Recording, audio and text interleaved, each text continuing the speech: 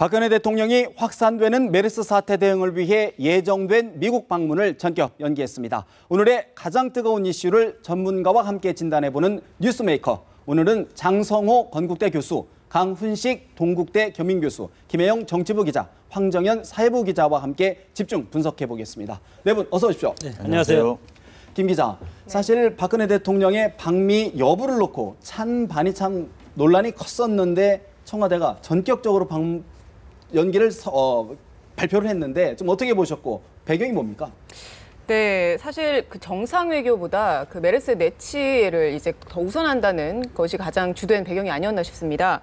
사실 이번 미국 방문은 외교적 의미가 상당히 컸거든요. 미국과 일본의 신미월 관계라든가 아니면 중국과 일본의 어떤 관계 정상화 모색, 그리고 북한의 도발 위협 등 한반도뿐만 아니라 동북아 정세 자체도 굉장히 급변하는 상황에서 외교적 의미가 상당히 컸습니다. 네. 근데 그럼에도 불구하고 이 메르스 문제를 방치한 채 자리를 비울 수 없다고 그렇게 박 대통령이 결론을 내린 겁니다.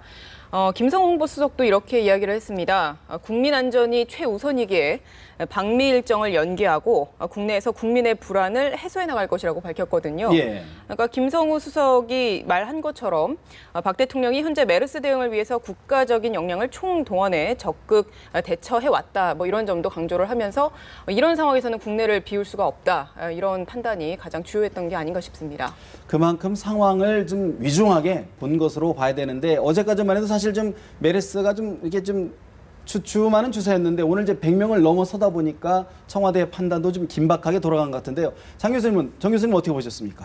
그 대통령의 선택이 상당히 어려웠을 것 같습니다. 뭐 외교적인 문제도 있고 그리고 내부적으로는 국민의 생명과 안전을 책임지는 대통령의 의무도 있고 그리고 대통령의 의무는 두 가지가 있지 않습니까? 좁게 보면 국민의 생명과 안전을 보호하는 의무가 있고 그리고 크게 보면 국가의 안위를 생각하는 국방이라든가 외교력을 통해서 대한민국을 이끌어가는 국제사회에서 지금 뭐 글로벌 무한경제 시대 아닙니까? 네. 그 사이에서 엄청나게 큰 고뇌를 많이 했을 것이다. 왜냐하면 외교라는 것이 엄청나게 중요하고 장기적으로 보면 이것이 국가적으로의 어떤 크나큰 그런 해악이 있을 수도 있기 때문에 엄청나게 큰 결단이었다고 봅니다. 네. 중요한 것은 총리가 지금 없기 때문에 네네. 사실은 이 재난 관련해서 컨트롤 타워가 국무총리가 지금 최경환 부총리가 대행으로 하고 있지 않습니까? 네. 결정적으로는 총리 부재가 방미를 연기하는 그런 결단을 가져왔다고 보고 차제 국정이라는 것이 제도적으로 해서 시스템적으로 이끌어가는 것이 민주주의인데 예.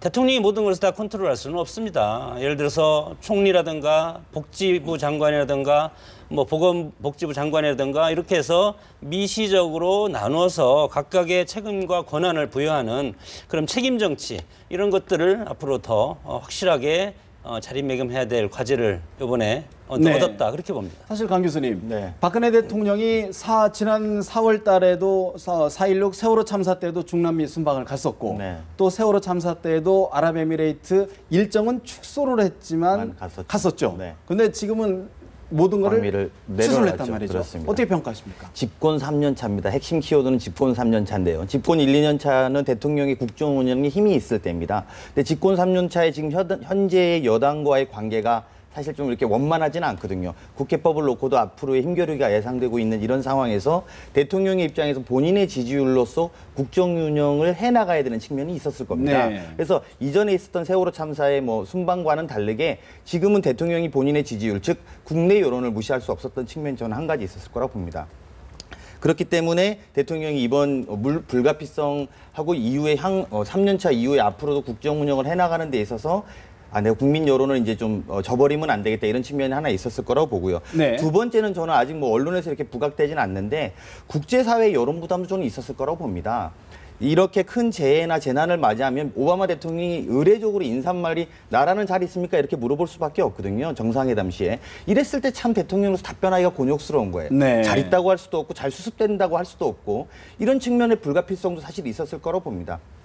실제로 뭐 CNN이나 이런 데서 계속 보도가 나오고 이런 지점들이 있었을 거고요. 세 번째는 어쨌든 이게 국빈 방문, 즉 네. 이렇게 뭐 스테이트 비지트가 아니라 이 공식 일정 방문이거든요. 그러니까 그러니까 어떤 의전상에 대한 부담이 좀 적었기 때문에 취소를 하는 데 있어서도 국가 간에 좀 어떤 뭐 이렇게 큰 뭐 부담은 좀 덜지 않았을까 이런 생각이 듭니다. 네. 김 기자, 네. 사실은 지금 우리 강 교수님께서도 말씀하셨는데 가장 큰 거는 이제 국민들의 여론의 부담이 가장 느꼈을 것으로 보이는데요. 여론조사 결과도 실제 그렇게 나왔죠? 네, 그렇습니다. 그 리얼미터가 조사 결과가 이렇게 나왔습니다. 예. 박 대통령의 방미를 연기해야 한다는 의견이 그냥 그대로 추진해야 한다라는 의견보다 4%포인트가 더 높게 나왔거든요. 그러니까 청와대에서도 오늘 확진 환자나 사망자 수가 더 늘어나는 상황뿐만 아니라 지금 보니까 순방 네네. 연기가 53.2%. 네, 그렇습니다. 하지만 그럼에도 불구하고 예정대로 순방을 가야 된다가 39.2%인데요. 이 조사가 8일, 9일이면 바로 월요일과 화요일 날 이루어진 거면 바로 직전 조사라고 볼 수 있는데 그만큼 순방에 대한 여론이 부정적이었다. 이렇게 봐야 되는 거군요. 예, 그렇습니다. 청와대에서도 사실은 메르스 확진 환자나 사망자 수가 더 늘어나는 그런 기본적인 그 메르스 확산 사태뿐만 아니라 이렇게 여론이 악화되고 있다라는 점, 그러니까 순방을 그대로 밀어붙여서는 안 된다라는 의견이 지금 더 높지 않습니까? 네. 이런 것들을 결코 무시할 수가 없는 상황인 거거든요. 사실 청와대는 방미 직전까지도 그 메르스 사태뿐만 아니라 여론의 추이를 예의주시하면서 방미 일정을 검토한다는 그런 내부적인 분위기가 있었습니다. 오늘 오전에만 하더라도 제가 청와대 관계자와 얘기를 나눠봤는데요. 그러니까 미국의 일정 연기 동의만큼이나 국민의 동의도 중요한 건 네. 아니겠느냐라는 워딩이 있었거든요. 그러니까 특히나 이렇게 초기에 초동 대응이 미흡했다라는 비판이 쏟아지고 있는 상황에서 게다가 지금 메르스가 진정 국면이 아니라 지금 네. 확산되는 모양새로 비춰지고 있는 입장에서 이 상황에서 국내를 자리를 비우고 간다라는 것이 사실상 국민적인 여론에 더 큰 역풍을 맞지 않을까라는 그런 검토가 있었을 것으로 보입니다. 그렇군요. 사실 정치권에서도 매우 논란이 있었는데 여야의 반응도 궁금한데요. 좀 전해주시죠. 네, 일단 새누리당은 국민을 우선한 결단이다라고 긍정적으로 평가를 하고 있습니다.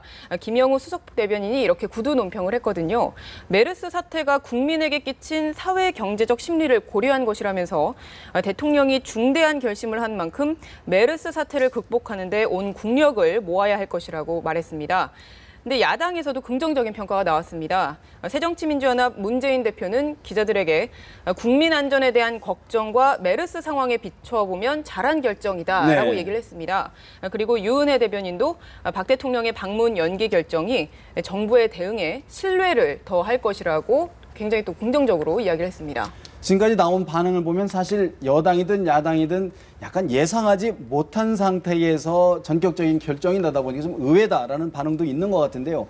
강 교수님, 사실은 오늘 여당 최고연석회의에서는 좀 순방을 예정대로 해야 된다라는 의견이 많았는데 네네. 그렇다 그러면 또 이게 뭐 당청 간의 의견이 서로 좀 안 된 거다 이렇게도 볼 수 있는 건가요? 아니요, 저는 뭐 전혀 그렇게 생각하지는 않고요. 네. 김무성 대표와 새누리당 입장에서는 대통령을 보좌보위해야 되기 때문에 네. 대통령을 편하게 해드릴 가능성이 높습니다. 그러니까 반대로 생각하면 되는 문제인데요.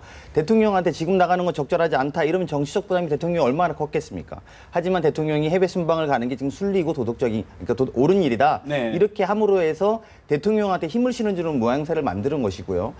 하지만 대통령이 방미하지 않겠다라고 했을 때 바로 환영에 네. 또 성명이 바로 나오는 것도 그런 맥락에서 아마 김무성 대표나 오전에 최고위원회의에서는 당이 이제 대통령한테 부담을 주는 모양새를 피하려고 그렇게 하지 않았을까 이렇게 생각하는 게 맞는 것 같습니다. 그렇군요. 심기 차원이라는 얘기네요. 그러면. 네, 여당과 야당의 그 비율이나 국민의 그 방미에 관한 찬반이랑 비슷한 것 같습니다. 새누리당 입장에서는 6대4 정도로 정상회담을 해야 된다는 측으로 네. 나오는 것 같고 야당 입장에서는 4대6 정도로 가지 말아야 된다는 그 의견이 있고 한 40% 정도가 저는 가야 된다는 의견이 있는 걸로 지금 이렇게 보면은 이종걸 원내대표도 뭐 가셔야 가야 된다고 된다? 얘기를 하지 했죠. 않았습니까? 네. 물론 국민들 전체적으로 보면 언론에서 엄청나게 지금 이렇게 좀 위험스러운 지경까지 이렇게 보도가 되니까 국민 입장에서는 최고의 어떤 컨트롤 타워가 우리랑 같이 있었으면 하는 것이 인지상정이죠. 네. 그러나 지금 이것이 정치적으로 보면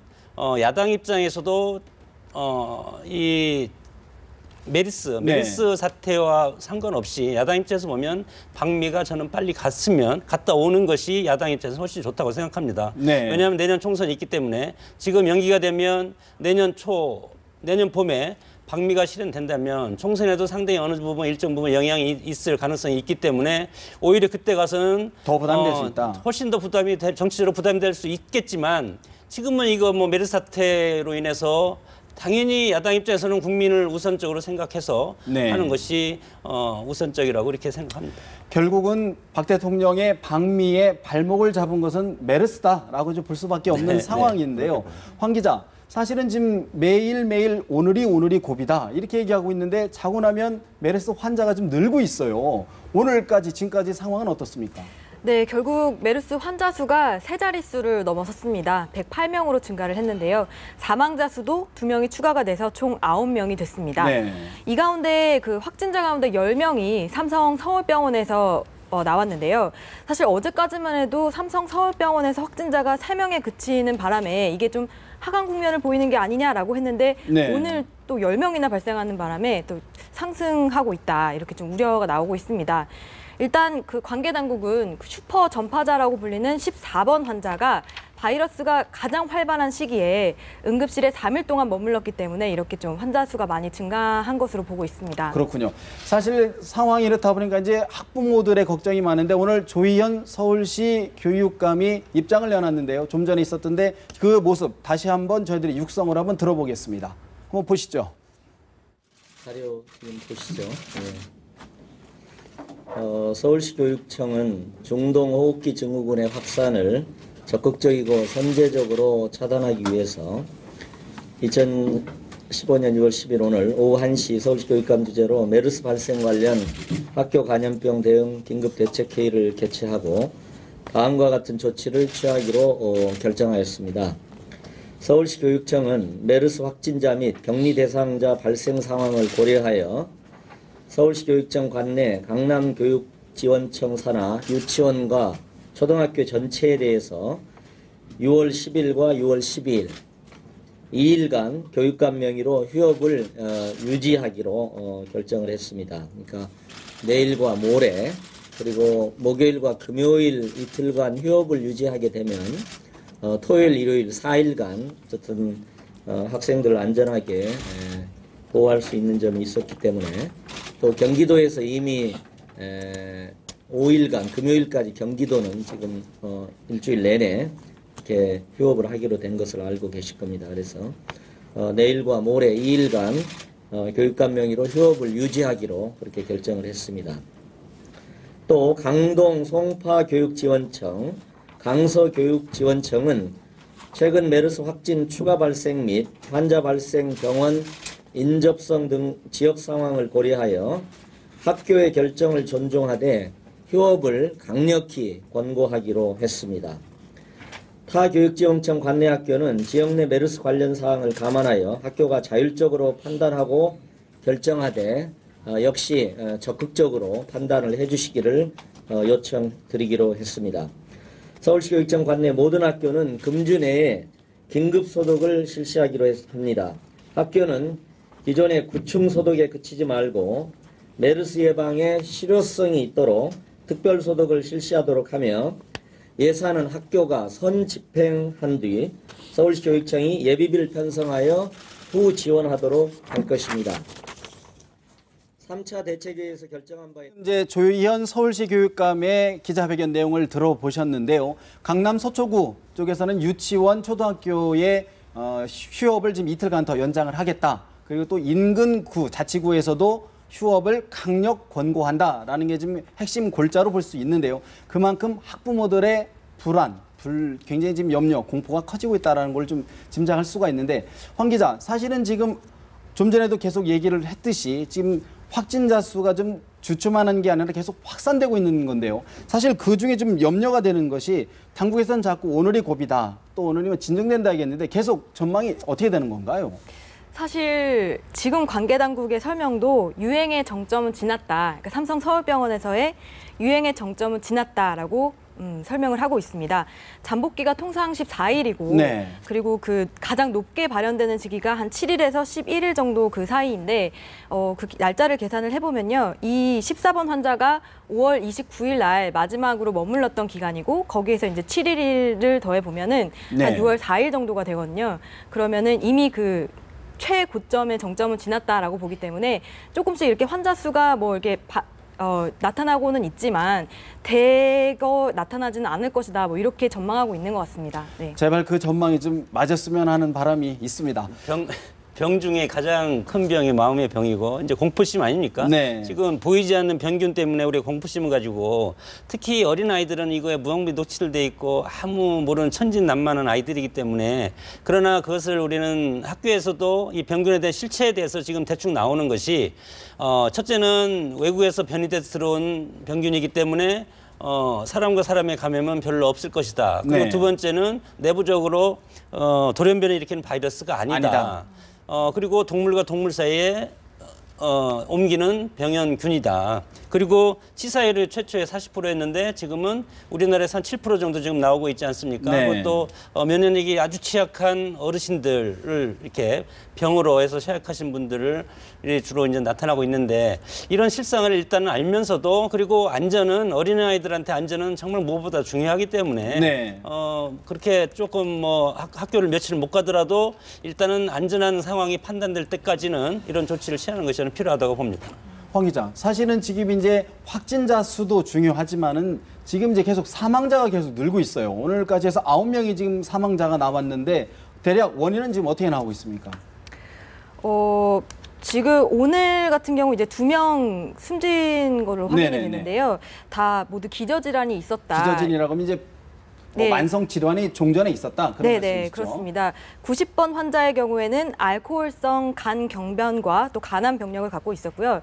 76번 환자의 경우에는 다발성 골수종 병력을 갖고 있었다고 합니다. 그래서 두 분 다 치료 도중에 상태가 악화돼서 숨진 것으로 그렇게 전해졌습니다. 그리고 사실은 지금 상태가 지금 계속 확진자 가운데서도 상태가 좀 불안정한 사람이 11명이나 된다고 하는데요. 그중에는 지난번에 박원순 서울시장과 진실 공방을 벌였던 의사도 포함되어 있다. 이런 얘기가 있던데 어떤 상황입니까? 네, 오늘 상태가 불안정한 환자가 11명이라고 보건당국에 발표를 했는데요.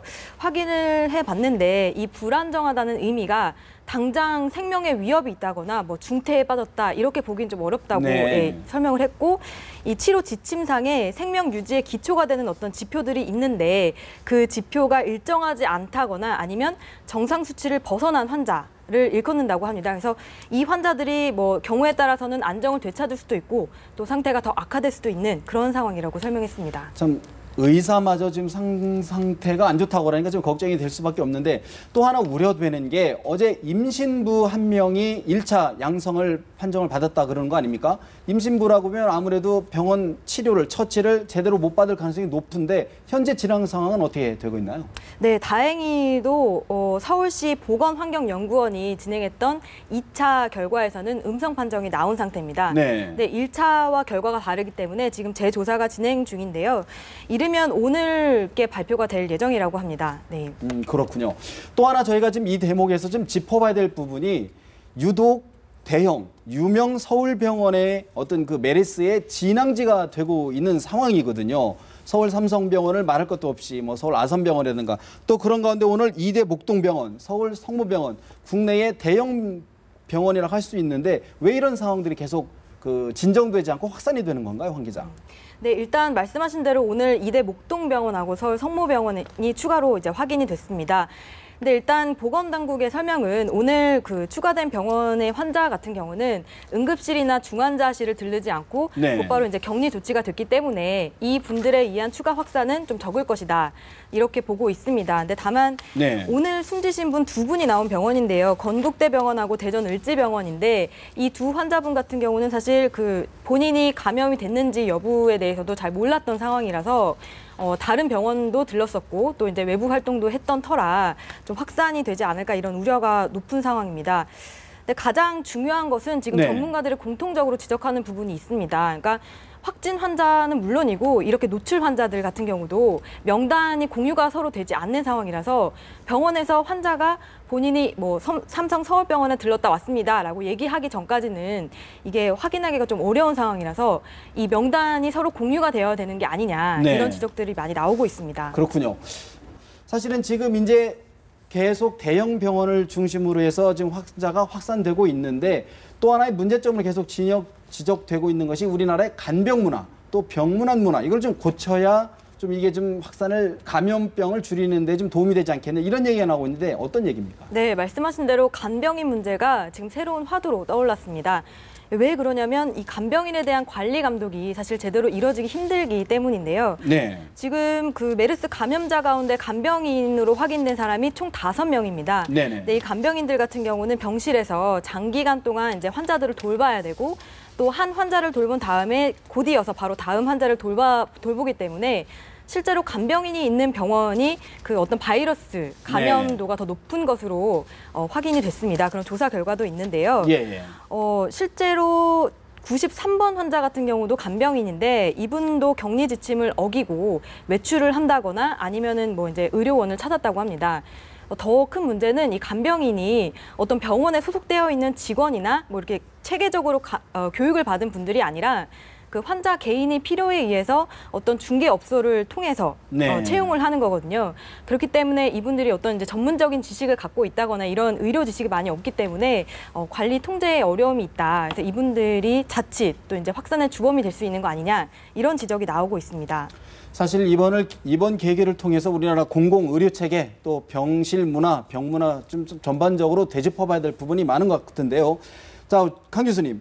오늘 이제 최경환 국무총리가 11시에 대국민 담화를 발표를 했죠. 네. 이 과정 어떻게 보셨습니까? 오늘 원래는 그 전에 문영표 보건복지부 장관이 하기로 되어 있던 담화가 그 이어서 최경환 부총리의 담화로 됐었는데 아마 그건 보건복지부 장관이 현재 신뢰를 많이 잃은 지점들이 좀 반영이 됐고 두 번째는 컨트롤 타워가 과연 누구냐에 대한 답변을 좀 하려고 하는 모양새를 만들지 않았나 생각이 듭니다. 네. 최경환 부총리가 사실은 굉장히 바쁘실 텐데 뭐 기획재정부 장관 겸 부총리 겸 뭐 더구나 총리 권한 대행 겸 이번엔 컨트롤 타워라고 하면 사실은 저는 정말 궁금한 건 첫 번째는 컨트롤 타워인지가 궁금하고 만약에 네. 컨트롤 타워라면 좀 다 잡았으면 좋겠는데 다만 이 부분을 말의 정치로 잡을 때가 아니다 저는 생각이 듭니다. 담화나 이런 형식이 아니라 지금은 발의 정치로 잡아야 될 때입니다. 현장을 방문하고 적극적으로 하면서 민심을 안정시키는 게 가장 1번의 우선이라고 할 거라고 생각이 듭니다. 사실 담화의 내용이 한 4가지 정도로 요약이 되는데 이 내용들 모두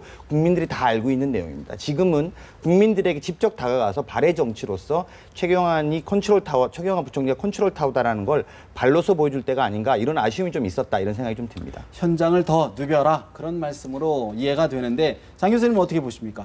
글쎄요, 이제 뭐 연습은 실전같이, 실전은 연습같이 이렇게 하라는 말이 있지 않습니까? 네. 그러나 우리가 뭐 예비군 훈련이나 무슨 훈련을 할 때 보면 우리가 참여하는 우리 자체도 훈련이라고 하면 대충 이렇게 하지 않습니까?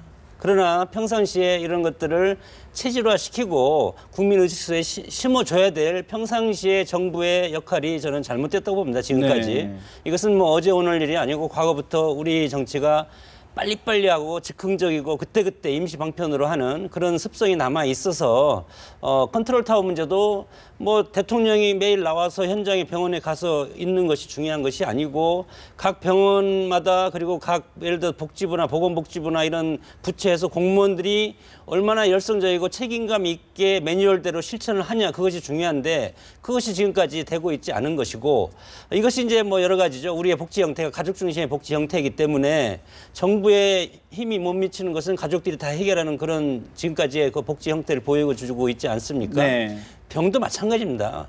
예를 들어서 유럽이나 선진국 같은 경우는 국가에서 이런 것들을 복지 형태로 국가가 개입해서 하지만 우리의 어떤 복지 형태는 가족 중심으로 지금까지 병원에 가서 해결하는 문화이기 때문에 정부의 역할이 한계가 있다. 그래서 무조건 정부만 이렇게 탓할 것은 못 된다. 그렇게 봅니다. 그러나 앞으로는 네.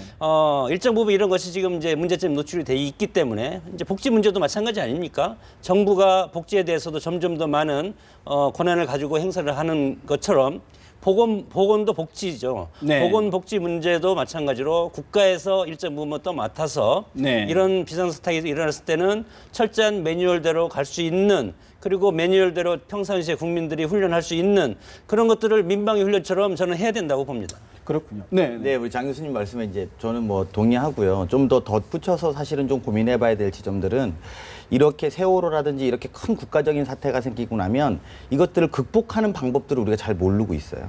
세월호도 사실 묻혀갖고 뭐 1년 동안 이렇게 힘들게 다들 어떻게 해결되는지 모르지 않습니까? 네. 근데 예컨대 이제 뉴욕에도 에볼라가 있었을 때 제일 먼저 폐쇄하고 강력하게 장악하지만 가장 먼저 그 식당을 예를 들면 식당에서 그게 퍼졌다고 하면 식당을 장악하지만 가장 먼저 가는 건 뉴욕 식당 블리자드가 먼저 가서 와이프하고 식사를 하면서 이 문제가 해결이 되는 거거든요. 그러니까 지금에도 우리가 이 극복 무대로 좀 잘 고민해야 된다. 물론 이 문제가 끝나겠죠. 언젠간 끝이 날 텐데 끝나는 데 있어서 어떤 극복 문제와 어떤 과제들을 정치인들이 실천하느냐는 굉장히 중요할 것 같습니다. 그래서 아까 제가 말씀드린 게 말의 정치, 담화 이런 것보다는 실질적으로 행동하는 발의 정치, 움직여서 국민들의 마음을 울릴 수 있는 이런 것들이 좀 시급하다고 생각이 들고 또 덧붙여서 말씀드리면 사실 몇 개 지역에서 전수조사를 이미 시작을 했고 또 병원 내 감염을 넘어서 병원 간의 감염이 연일 보도가 되고 있는 이런 상황이라면 원래 문영표 장관이 주위에서 경계 단계로 못 가는 이유가 두 가지라고 그랬는데 하나가 이제 지역사회 감염이 없다는 거고